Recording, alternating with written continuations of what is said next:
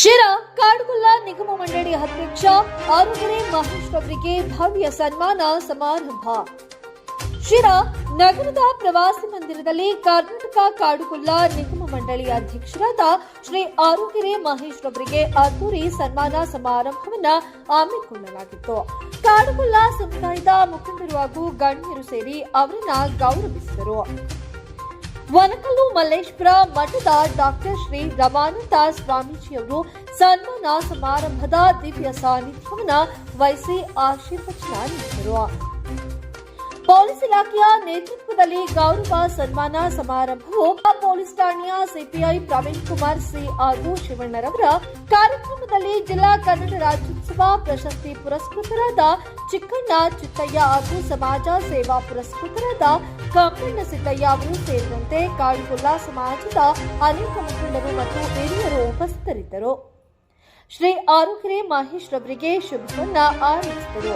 ಈ ಸಂದರ್ಭದಲ್ಲಿ ಡಾಕ್ಟರ್ ಶ್ರೀ ರಮಾನಂದ ಸ್ವಾಮೀಜಿ, ಶ್ರೀ ವನಕಲ್ಲು ಮಲ್ಲೇಶ್ವರ ಮಠ, ಚಿಕ್ಕಣ್ಣ ಚಿತ್ತಯ್ಯ ಜಿಲ್ಲಾ ಕನ್ನಡ ರಾಜ್ಯೋತ್ಸವ ಪ್ರಶಸ್ತಿ ಪುರಸ್ಕೃತರು, ಕಂಪಣ್ಣ ಸಿದ್ದಯ್ಯ ಸಮಾಜ ಸೇವಾ ಪುರಸ್ಕೃತರು ಹಾಗೂ ಕಾಡುಗೊಲ್ಲ ಸಮಾಜದ ಮುಖಂಡರು.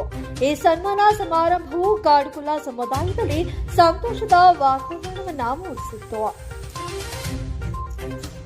ಎಲ್ಲ ನನ್ನ ಬಂಧುಗಳೇ, ಏನು ದಿನ ಇವತ್ತು ಈ ಒಂದು ನಮ್ಮ ಸಮುದಾಯದ ಒಂದು ಸರ್ಕಾರಿ ನೌಕರರ ಎಲ್ಲ ನಿಮ್ಮೆಲ್ಲರ ಒಂದು ಸಂಘದ ವತಿಯಿಂದ ಮತ್ತು ನಿಮ್ಮೆಲ್ಲರ ಒಂದು ಸಹಯೋಗದಿಂದ ಈ ದಿನ ಏನು ಇವತ್ತು ಈ ಒಂದು ನನಗೆ ಒಂದು ಸನ್ಮಾನ ಸಮಾರಂಭದ ಜೊತೆಲಿ ಇನ್ನೂ ಅನೇಕ ಜನರಿಗೆ ಏನು ಇವತ್ತು ಕಾರ್ಯಕ್ರಮ ಹಮ್ಮಿಕೊಂಡಿದೆ. ಈ ಒಂದು ಕಾರ್ಯಕ್ರಮದಲ್ಲಿರ್ತಕ್ಕಂಥ ನಿಮ್ಮೆಲ್ಲರ ಪರಮ ಪೂಜ್ಯರಾಗಿರ್ತಕ್ಕಂಥ ಡಾಕ್ಟರ್ ಶ್ರೀ ಶ್ರೀ ಬಸವರಾಮಾನಂದ ಪಾದಾರವಿಂದಗಳಲ್ಲಿ ನಮಸ್ಕರಿಸುತ್ತಾ, ಇವತ್ತು ಬಹುಶಃ ಯಾರಿಗೂ ಸಹ ಇದು ಗೊತ್ತಿಲ್ಲ. ಏನಾಯ್ತು ಅಂತಂದ್ರೆ, ದಿನಾಂಕ 7/9/2010 ನಾನು ಹುಟ್ಟಿದ ದಿನ. ಅವತ್ತು ಇಲ್ಲಿ ಹಳ್ಳಿಗಳಿಗೆ ಬಂದಂತ ಸಂದರ್ಭದಲ್ಲಿ ನಾನು IBM ಕೆಲಸ ಮಾಡ್ತಿದ್ದೆ. ಇಲ್ಲಿ ಏನೋ ಒಂದು ವ್ಯವಹಾರಿಕವಾಗಿ ಬಂದಂತ ಸಂದರ್ಭದಲ್ಲಿ ಹಿಂಗೆಲ್ಲ ಸ್ವಲ್ಪ ಒಡನಾಟ ಎಲ್ಲ ಬೆಳೀತಾ ನಾನು ಒಂದು ಅವಕಾಶ ಮಾಡಿದ್ರು, ಸಂಘಕ್ಕೆ ಒಂದು ಅಧ್ಯಕ್ಷ ಅಂತ ಮಾಡಿ.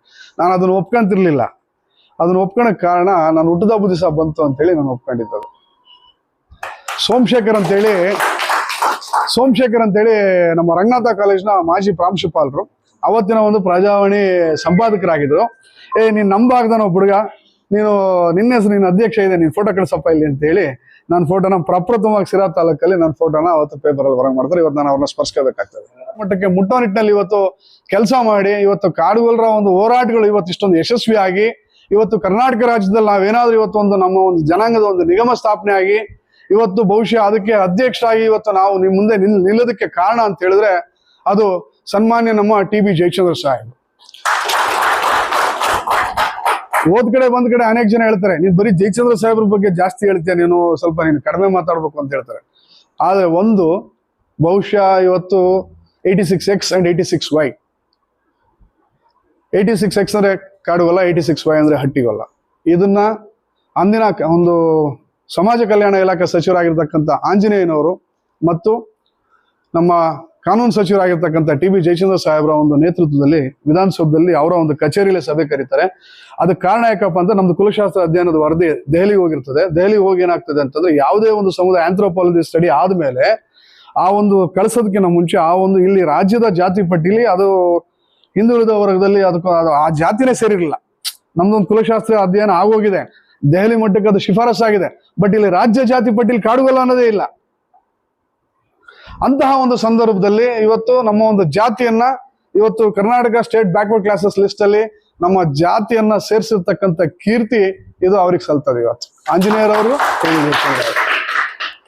ಅದಕ್ಕೆ ಆದೇಶನೂ ಇದೆ, ಯಾವ್ಯಾವ ದಿನದಲ್ಲಿ ಏನೇನಾಯ್ತು ಇನ್ನೊಂದು. ಮತ್ತು ಆ ದಿನದಿಂದನೇ ಈ ಒಂದು ಸಮುದಾಯಕ್ಕೆ ನಿಗಮವನ್ನು ಸಹ ಸ್ಥಾಪನೆ ಮಾಡ್ಬೇಕು ಅಂತೇಳಿ ಅಂದಿನ ಆದೇಶದಲ್ಲಿ ಅವರಿಬ್ರು ಸಹ ಒಂದು ಇದರಲ್ಲಿ ಒಂದು ಆದೇಶ ಆಗ್ತದೆ. ಒಂದು ಸರ್ಕಾರಿ ಆದೇಶದಲ್ಲಿ ಅವತ್ತೇ ಆಗಿದೆ. ಅದಾದ್ಮೇಲೆ ತಿರ್ಗಾ ಈಗ ನಮ್ಮ ಸರ್ಕಾರ ಬಂದಿದೆ. ಸರ್ಕಾರ ಬಂದಿರುವಂತ ಸಂದರ್ಭದಲ್ಲಿ ಇವತ್ತು ಬಹುಶಃ ಇವತ್ತು ನಾನು ಈ ಸಂದರ್ಭದಲ್ಲಿ ನಮ್ಮ ಕರ್ನಾಟಕ ಸರ್ಕಾರದ ಮುಖ್ಯಮಂತ್ರಿಗಳಾಗಿರ್ತಕ್ಕಂಥ ಸಿದ್ದರಾಮಯ್ಯನವ್ರನ್ನ ನಾನು ಇವತ್ತು ಸಾಕಷ್ಟು ಸ್ಮರಿಸಬೇಕಾಗ್ತದೆ. ಇವತ್ತು ಬಹುಶಃ ನಾವು ಹಿಂದುಳಿದ ವರ್ಗಗಳು ಏನಾದ್ರೂ ಇವತ್ತು ನಾವು ರಾಜ್ಯದಲ್ಲಿ ಸ್ವಲ್ಪ ಇಷ್ಟೊಂದು ಧ್ವನಿ ಎತ್ತೀವಿ, ಈ ಮಟ್ಟಕ್ಕೆ ನಿಮ್ಮ ಮುಂದೆ ನಾವು ನಿಲ್ತೀವಿ ಅಂತ ಹೇಳಿದ್ರೆ ಇವತ್ತು ನಮ್ಮೆಲ್ಲರಿಗೂ ಸ್ಫೂರ್ತಿ ಸಿದ್ದರಾಮಯ್ಯ ಸಾಹೇಬ್. ನಮ್ಮನ್ನ ಅನೇಕ ಒತ್ತಡಗಳು ಬಂದಿದೆ. ಬಹುಶಃ ಬುದ್ಧಿಯವರಿಗೆ ಅನೇಕ ವಿಚಾರಗಳು ಗೊತ್ತಿದೆ. ರಾಜಕೀಯದಲ್ಲಿ ಏನೇನಾಗ್ತದೆ ಏನಿಲ್ಲ ಅಂತಕ್ಕಂಥ ಬುದ್ಧಿಯವರಿಗೆ ಅಂತಲ್ಲ, ಇಲ್ಲಿ ಇರ್ತಕ್ಕಂಥ ನಮ್ಮ ರಾಜಣ್ಣ ಇರ್ಬೋದು, ಅಲ್ಲೇ ಅನೇಕ ಜನಕ್ಕೂ ಸಹ ಒಂದು ಚಳುವಳಿಗಳಲ್ಲಿ ನಾವು ಒಂದು ಯಶಸ್ಸು ಕಾಣಬೇಕಾದ್ರೆ ಅಷ್ಟು ಸುಲಭವಾದ ಮಾತಲ್ಲ. ಹಾಗೆ ಇವತ್ತು ನಮ್ಮ ಈ ಒಂದು ಸರ್ಕಾರದಲ್ಲಿ ಇವತ್ತು ನಮ್ಮ ಉಪಮುಖ್ಯಮಂತ್ರಿಗಳಾಗಿರ್ತಕ್ಕಂಥ ಡಿ ಕೆ ಶಿವಕುಮಾರ್ ಸಾಹೇಬ್ ಇವತ್ತು ನಿಜವಾಗಿ ಇವತ್ತು ನಮ್ಮಂತ ಯುವಕರನ್ನ ಇವತ್ತು ಬಹುಶಃ ನಾನು ಇಲ್ಲೊಂದು ಉಪಚುನಾವಣೆಯಲ್ಲಿ ಕೆಲಸ ಮಾಡ್ತಿರೋಂಥ ಒಂದು ಸಂದರ್ಭದಲ್ಲಿ ನನ್ನನ್ನು ಗುರುತಿಸಿ ನೇರವಾಗಿ ಕರೆದು ಒಂದು 2-3 ಸರಿ ಕರೆದಂತಹ ಸಂದರ್ಭದಲ್ಲಿ ನಾನು ಹೋಗಿರ್ಲಿಲ್ಲ. ಇನ್ನೊಂದ್ ಕಡೆ ಡಾಕ್ಟರ್ ಜಿ ಪರಮೇಶ್ವರ್ ಸಾಹೇಬ್ರ ಒಂದು ಹುಟ್ಟಹಬ್ಬಕ್ಕೆ ಹೋಗ್ತೀನಿ ಅವ್ರ ಮನೆಗೆ. ಹೋದಂತಹ ಸಂದರ್ಭದಲ್ಲಿ ಅಲ್ಲಿ ನಾನು ನೋಡ್ತಾರೆ, ನಾನು ನೋಡಿ ಕರೀತಾರೆ, ಬರ ಇಲ್ಲಿ ಹೆಸರಿಗೆ ಕರೆಯೋದು ನೀನು, ಬೆಳಿಗ್ಗೆ ಬಾ ಮನೆ ಹತ್ರ ಬಾ ಅಂತ ಕರೀತಾರೆ. ಕರೆದು ಏನ್ ಮಾಡ್ತಾರೆ, ಹೋಗ್ತಿದ್ದಂಗೆ ನಿಂದೊಂದು ಪ್ರೊಫೈಲ್ ಕೊಡಪ್ಪ ಅಂತ ಕೊಟ್ಟ ಮೇಲೆ ಏನ್ ಮಾಡ್ತಾರೆ, ಏಕಾಏಕಿ ಏನ್ ಮಾಡ್ತಾರೆ, ರಾಜ್ಯ ಪ್ರಧಾನ ಕಾರ್ಯದರ್ಶಿ ಅಂತ ಬರೀತಾರೆ. ಬರದಾಗ ಏನ್ ಮಾಡ್ತಾರೆ, ಬರದ್ಮೇಲೆ ಇನ್ನೊಂದು ಏನ್ ಮಾಡ್ತಾರೆ, ಇದು OBC ಅಂತ ಬರೀತಾರೆ. ನಾನು ಅಲ್ಗೂ ಕೇಳ್ತೀನಿ, ಇದೇನ್ ಸರ್ ನಮ್ಮ ತಾಂಡ ತಿರುಗಿ OBC ಗುರುತಿಸ್ತೀರಿ ಅಂತ. ನನ್ನ ಜೊತೆಲಿರೋ ಸುಮ್ಮನೆ ನೀನು ಅಂತೇಳಿ ಅಲ್ಲಿ ಪ್ರಪ್ರಥಮವಾಗಿ ಇವತ್ತು ರಾಜ್ಯ ಮಟ್ಟದಲ್ಲಿ ಇವತ್ತು ನನ್ನ ಗುರುತಿಸಿ ಅವಕಾಶ ಕೊಟ್ಟಂತವ್ರು ಸನ್ಮಾನ್ಯ ಡಿ ಕೆ ಶಿವಕುಮಾರ್ ಸಾಹೇಬರು. ಅದ್ರ ಜೊತೆಲಿ ಇವತ್ತು ಅದಕ್ಕೆ ಕಾರಣ ಅಂತ ಹೇಳಿದ್ರೆ ನಮ್ಮ TB ಜಯಚಂದ್ರ ಸಾಹೇಬರು ಓದ್ ಕಡೆ ಬಂದ್ ಕಡೆ ಶಿವಕುಮಾರ್ ಇವ್ನು ಬಹಳ ಆಕ್ಟಿವ್ ಇದ್ದಾನೆ, ಇವನ್ನೇನಾದ್ರು ಮಾಡಿ ನೀವು ರಾಜ್ಯ ಮಟ್ಟಕ್ಕೆ ತೆಗೆದುಕೋಬೇಕು ನೀವು ಅಂತ ಹೇಳಿ ನನಗೆ ಇವತ್ತು ಅವಕಾಶ ಕೊಡ್ಲಿಕ್ಕೆ ಇವತ್ತು ಎಲ್ಲಾ ಹಂತದಲ್ಲೂ ಸಹ TB ಜಯಚಂದ್ರ ಸಾಹೇಬರು ಜೊತೆಗೆ ಪುಷ್ ಮಾಡಿರ್ತಕ್ಕಂಥದ್ದು.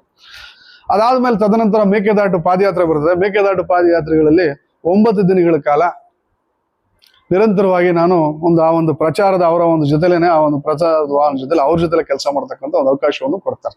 ಜನಧ್ವನಿ ಇರ್ಬೋದು, ಈ ತರ ಇನ್ನು ಮತ್ತು ಡಿಜಿಟಲ್ ಮೆಂಬರ್ಶಿಪ್ ಬಹುಶಃ ಎಷ್ಟು ಜನಕ್ಕೆ ಗೊತ್ತಿದೆಯಲ್ಲೋ ಗೊತ್ತಿಲ್ಲ. ಇವತ್ತು ಇಡೀ ಸ್ಟೇಟ್ ಅಲ್ಲೇ ಬುದ್ಧಿ ನಾನು ಇವತ್ತು 4800 ಚಿಲ್ಲರೆ ಡಿಜಿಟಲ್ ಮೆಂಬರ್ಶಿಪ್ ಮಾಡಿದೆ. ಇಡೀ ಸ್ಟೇಟ್ ಅಲ್ಲೇ ನಮ್ಮ ಸಮುದಾಯದಲ್ಲಿ ನಾನೇ ಅತಿ ಹೆಚ್ಚಿನ ಸದಸ್ಯತ್ವ ಮಾಡಿದೆ. ಬಟ್ ನಾನು ಹೇಳೋದು, ನಾನು ಕಾಡುಗೊಲ್ಲದ ನಿಗಮದ ಅಧ್ಯಕ್ಷನಾಗಿ ನಾನು ಹೇಳೋದಕ್ಕೆ ಇಚ್ಛೆ ಪಡ್ತೀನಿ ಬಂಧುಗಳೇ, ಇದು ನನ್ನೊಬ್ಬನಿಗೆ ಸಿಕ್ಕಿರ್ತಕ್ಕಂಥ ಅವಕಾಶ ಅಲ್ಲ.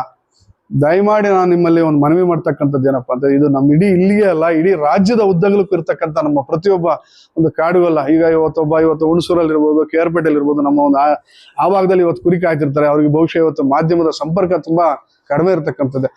ಆದ್ರೂ ಅವ್ರಿಗೆಲ್ಲ ಇಲ್ಲಿ ಏನ್ ನಡೀತಿದೆ ಅಂತಕ್ಕಂಥ ವಿಚಾರಗಳನ್ನು ತುಂಬಾ ವಲಸೆ ಹೋದವ್ರಿಗೆ ಪಾಪ ಅವ್ರಿಗೆ ಎಲ್ಲಿ ಅಲ್ಲಿಗೆ ನೀರು ಅನ್ನ ಸಿಕ್ಕಿದ್ರೆ ಸಾಕಾಗಿರುತ್ತೆ. ಇನ್ನು ಮಾಧ್ಯಮ ಎಲ್ಲಿ ನೋಡ್ತಾರೆ ಪಾಪ. ಇವತ್ತಾದ್ರೂ ಸ್ವಲ್ಪ ಎಲ್ಲ ಒಂಚೂರು ಮೊಬೈಲ್ಗಳು ಇರೋದ್ರಿಂದ ಒಂಚೂರು ನೋಡ್ಲಿಕ್ಕೆ ಅವಕಾಶ ಇದೆ.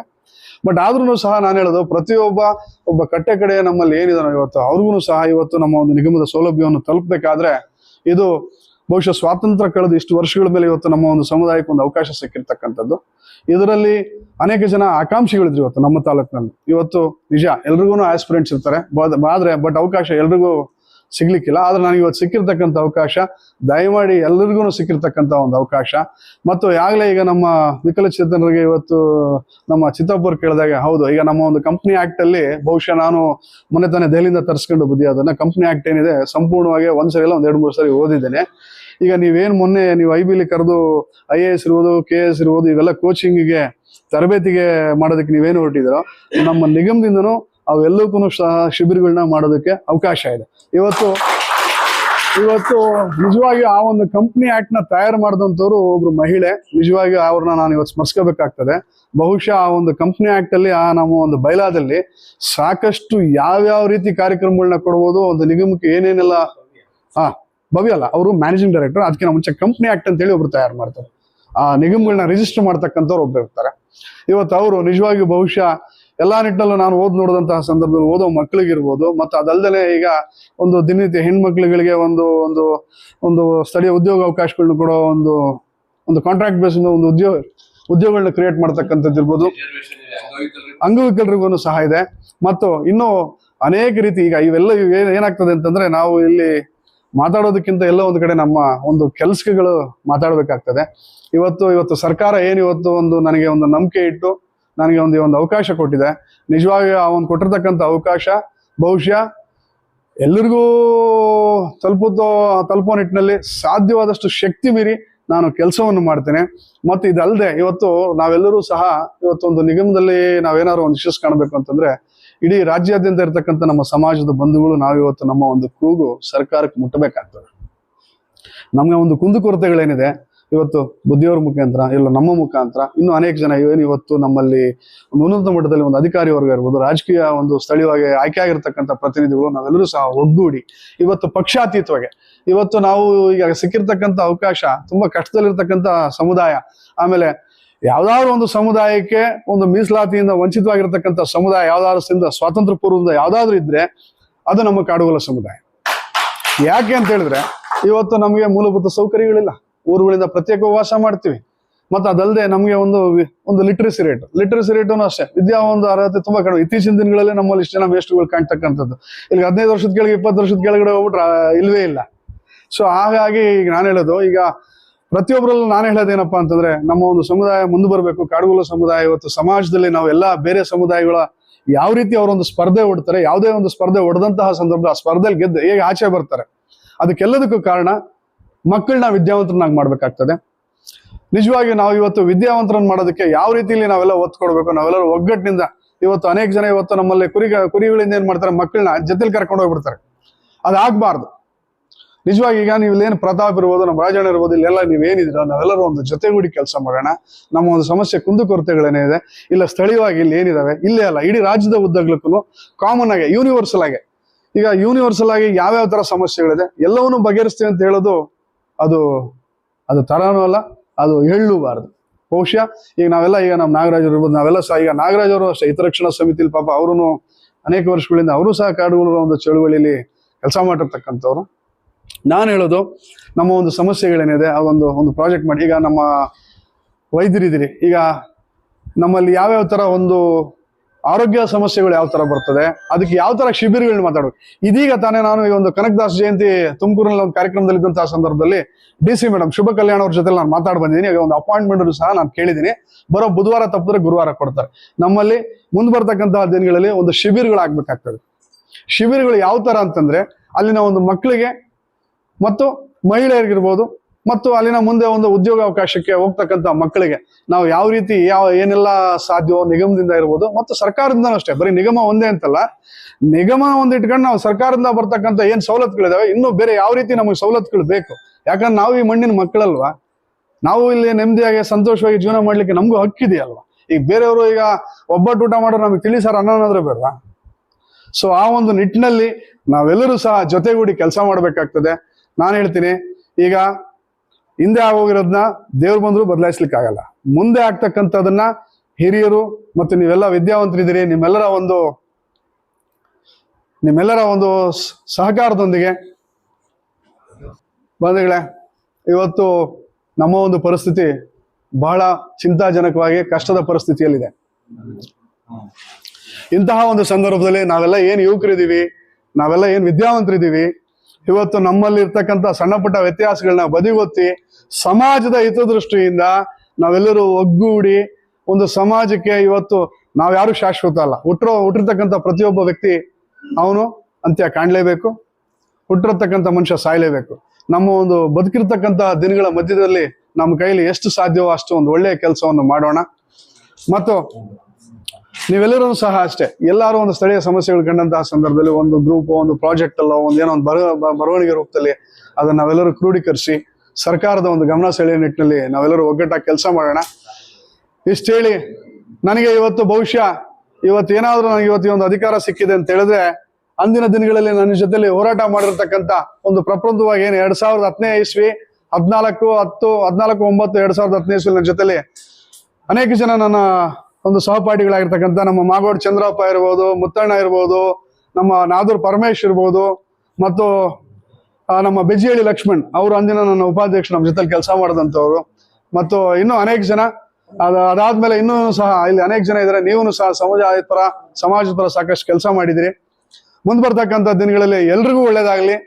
ಖಂಡಿತವಾಗಿ ನಾನು ಒಬ್ಬ ನಿಮ್ಮ ಮನೆಯ ಒಂದು ಮಗನಾಗಿ ಸದಾ ನನಗೆ ಸಿಕ್ಕಿರ್ತಕ್ಕಂಥ ಒಂದು ಅವಕಾಶವನ್ನ ನಿಮ್ಮೆಲ್ರಿಗೂ ಒಂದು ಗೌರವ ತರ ನಿಟ್ಟಿನಲ್ಲಿ, ಸಮಾಜಕ್ಕೆ ಒಂದು ಗೌರವ ತರ ನಿಟ್ಟಿನಲ್ಲಿ, ಬಹಳ ಜವಾಬ್ದಾರಿಕೆಯಿಂದ ಈ ಒಂದು ಅವಕಾಶವನ್ನ ನಿಮ್ಮೆಲ್ಲರಿಗೂ ಒಂದು ಲಾಭ ಆಗೋ ನಿಟ್ಟಿನಲ್ಲಿ ನಾನು ಕೆಲಸ ಮಾಡ್ತೀನಿ ಅಂತ ಹೇಳೋದಕ್ಕೆ ಇಷ್ಟಪಡ್ತೀನಿ. ಎಷ್ಟೇ ದುಡ್ಡಿದ್ರೂ ಆಯುಷ್ನ ಕೊಂಡ್ಕೊಳ್ಳೋಕೆ ಸಾಧ್ಯನೇ ಇಲ್ಲ. ಆರೋಗ್ಯ ಸರಿ ಇದ್ರೆ ಆಯುಷ್ ಗಟ್ಟಿಯಾಗಿರುತ್ತೆ. ಆರೋಗ್ಯ ಸರಿ ಇರಬೇಕು ಅಂತಂದ್ರೆ ನಿಮ್ಮ ಅಡಿಗೆಯಲ್ಲಿ ಪ್ರತಿದಿನ ಜೀನಿ ಗಾಣದ ಎಣ್ಣೆ ಬಳಸಿ. ಜೀನಿ ಗಾಣದ ಕಡಲೆಕಾಯಿ ಎಣ್ಣೆ, ಕೊಬ್ಬರಿ ಎಣ್ಣೆ ಎಲ್ಲ ಮೆಡಿಕಲ್ ಶಾಪ್, ದಿನಸಿ ಅಂಗಡಿ ಹಾಗೂ ಸೂಪರ್ ಮಾರ್ಕೆಟ್ಗಳಲ್ಲಿ ಲಭ್ಯ. ನಿಮ್ಮ ಬಹುತೇಕ ಆರೋಗ್ಯ ಸಮಸ್ಯೆಗೆ ಗ್ಯಾಸ್ಟ್ರಿಕ್ ಕಾರಣ. ಗ್ಯಾಸ್ಟ್ರಿಕ್ ನಿಂದ ಮುಕ್ತಿ ಹೊಂದಿದ್ರೆ ನೀವು ಆರೋಗ್ಯವಾಗಿರ್ತೀರಾ. ಪ್ರತಿದಿನ ಜೀನಿ ಗ್ಯಾಸ್ಟ್ರಿಕ್ ರಿಲೀಫ್ ಸೇವಿಸಿ. ಇದು ಗ್ಯಾಸ್ಟ್ರಿಕ್ಗೆ ಉತ್ತಮ ಆಹಾರ. ಜೀನಿ ಗ್ಯಾಸ್ಟ್ರಿಕ್ ರಿಲೀಫ್ ಎಲ್ಲಾ ಮೆಡಿಕಲ್ ಶಾಪ್ಗಳು ಹಾಗೂ ದಿನಸಿ ಅಂಗಡಿಗಳಲ್ಲಿ ಲಭ್ಯ.